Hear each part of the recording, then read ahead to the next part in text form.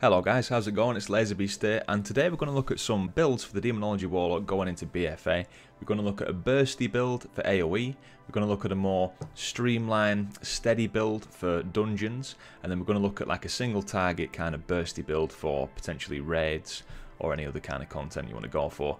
So I would just want to say, guys, before we go in, obviously don't worry too much about the numbers of this fight. This isn't what this video is about. This is purely looking at the builds and the rotations, and obviously bear in mind that everything may change because this is a beta.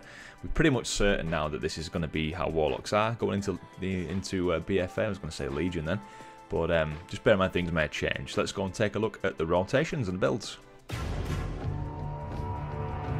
So this is a AoE Burst build that I've kind of thought about. So we've got Demonic Strength because we'll do a massive Fellstorm. The good thing about having it over Bile Scourge Bombers is your Felguard will actually follow the enemy. So if the tank moves the pack, it'll still follow the enemy, so they're not going to lose out on damage there. Great for dungeons when things get pretty quick paced.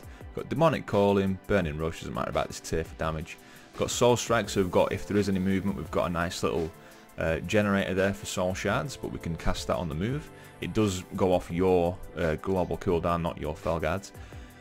Got Mortal Coil, doesn't really matter for movement. Grimoire Felguard, because then we've got another Felguard that'll come in and it'll also do its little whirly Fellstorm, which is more AoE damage. And we've got Sacrifice Storms just because it's passive, and this seems to be more single target. This needs a lot of prep and planning to use, so we'll just go through how this build looks in action. So you can't cast Demonic Strength while Fellstorm is being used, because obviously you can't like overlap the current Fellstorm. So that's just one thing to bear in mind. You could get yourself a little weak aura set up there, or just cool down on your screen so you can see when it's not being used, or just keep your eye on your Felguard. So we'll just wait for our Grimoire Felguard to come off cooldown. And just the usual flow of demo here. There's so many imps.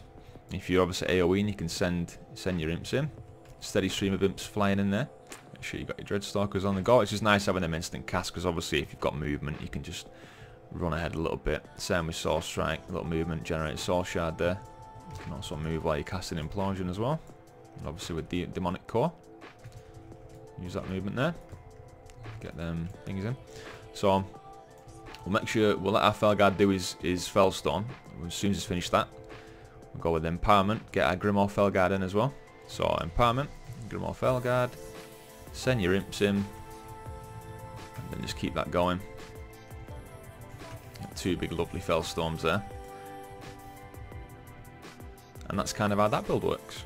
If you wanted a more like regular AoE kind of dungeon build, I would change Demonic Strength to Bile Scourge Bombers because of the decreased cooldown, a minute to 30 seconds. You can use this a lot more often, pretty much every trash pack. And then I would change Soul Strike for Summon Vile Fiend. And then we'll go for Inner Demons over the Grimoire Felguard, because again, a minute and a half cooldown to a passive. So we've always got demons there that you can send in for your implosions. And you're getting a chance for an additional demon as well. I'm not quite sure what that is, I haven't seen that work yet. So, and then we'll go for Sacrifice Stalls still, because again, these two require a bit more setup and a bit more thought. So we just want to be spamming through the dungeon. So let's go with how this one works. So again, Dreadstalkers in, top priority. Get your imps on the go. So you can be doing basically implosions all the time, and a little thing with that, I'll just show you as we go through. This is less bursty, more sustain, this build. So just turn the thing down there. So obviously get yourself a good army in. With Hand of Gul'dan and Implosion, if you, I'll just show you this on here. So if you cast Hand of Gul'dan and Implosion straight after, you'll send your imps in, but you'll also get your new imps back out, so you've always got imps out. Just show you that again there.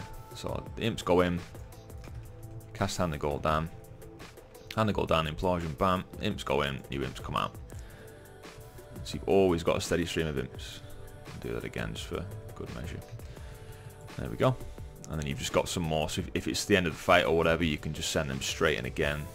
They're not just going to be following you. There we go. It's got a little Bile Scourge thing there. It's part of the Inner Demons talent. So I'm assuming some will be, hopefully some will be single target ones like this Bile Scourge one is. And then there'll be some little AoE ones. That'll be a nice little periodic boost to your AoE damage there. And then obviously at the start of each trash pack, you're going to get your demons out, Implosion, And then we get your Battle Scourge Bombers. What did I say? I didn't put that on my bar. What an absolute noob. Where are we? Battle Scourge Bombers. So yeah, as long as you've got all your demons going, very procedural spec. So with that, bam bam, implosion. There's 2 soul shards. 2 soul shards, isn't it? Get our Vile Fiend in. It's just basically keeping all these things going. Keeping everything off cooldown. And having a great time. Battle Scourge. So you probably want to do that at the start of each trash pack. Get your Battle Scourge, and it's nice that it's instant cast. 2 soul shards. And just keep the steady damage going. So less burst, more sustain. Probably a nice starter dungeon build there for you if you want to pick up Demolock going into BFA. So for a single target build and probably a decent starting raid build, we'll go with Dreadlash because it seems to be the only one on this tier that really affects single target damage. So they're going to just do 25% more damage when your Dreadstalkers dive in. Got Demonic Calling. Again, just for the nice instant cast there, it helps us out with our movement a little bit. Burn Rush doesn't really matter for this. From the Shadows. So the target, and obviously being single target, will take 20% additional Shadow Flame damage from you for the next 12 seconds, so just great if you focus in one target. This tier doesn't really matter for this. Got Inner Demons. Again, another nice passive, and it seems that the demons that get summoned in usually do single target damage, so again it'll help with your single target. And then we've got Demonic Consumption, so we're just going to really empower that Tyrant, so we've got plenty of imps up, and that obviously helps to have imps up with this. It'll draw the power from the imps that you've currently got out and boost itself. So we'll just go through with how this plays a little bit. Just ignore the cleave damage that we do on here, of course. Just pretend it's a purely single target, so you're going to want to focus on getting your Dreadstalkers in there straight away. Get your imps built up.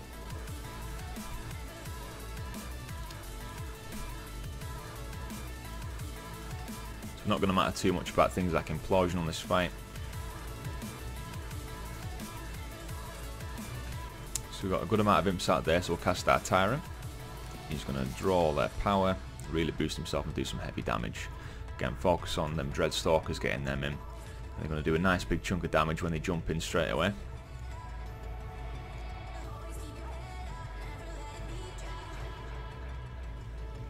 And there we go.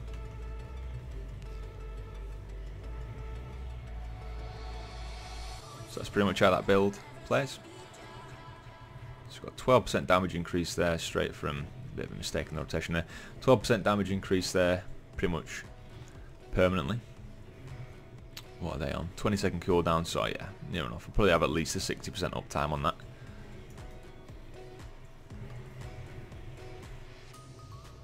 And all these lovely procs.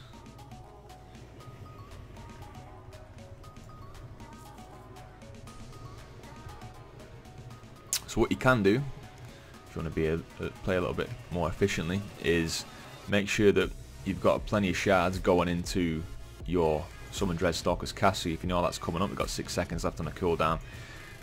Let's use this proc. So we'll just make sure you've got 5 soul shards, Dreadstalkers, and you can go straight into Molten Core procs, Hand of Gul'dan, Molten Core. Obviously you get lucky with these procs, and all of this is benefiting from that extra 12 seconds of increased damage. And that's exactly what you want. And then nearly back up again. Just a lovely rotation. This feels so nice to play. So then, speaking of that, we'll get our thingy back up. So we've got 4 soul shards. Ideally you need 5, but it's all good. Get the Hand of Gul'dan down again. Hopefully we get some procs. There we go. Just benefit from that damage. See that there? So there you go. It's kind of a nice single target build. I'll just go for the cooldown again. See there, some of my imps despawn there before I actually cast that guy off, so I've lost a bit of damage there. That's something to be mindful of. It'll help to get a nice weak aura set up, just so you can be fully aware of what you're doing. So there we go, guys. There's a few little builds there, a few little build ideas. Obviously I've not tested these extensively. I'm not a professional when it comes to all that kind of stuff. So I'll have a little check with your own builds. Just have a play around. Such a fun specialisation this. I'm really looking forward to playing this in BFA, and if you're playing a Warlock, enjoy. So thanks for watching, guys. I've been LaserBeast, and I will catch you next time. Take care.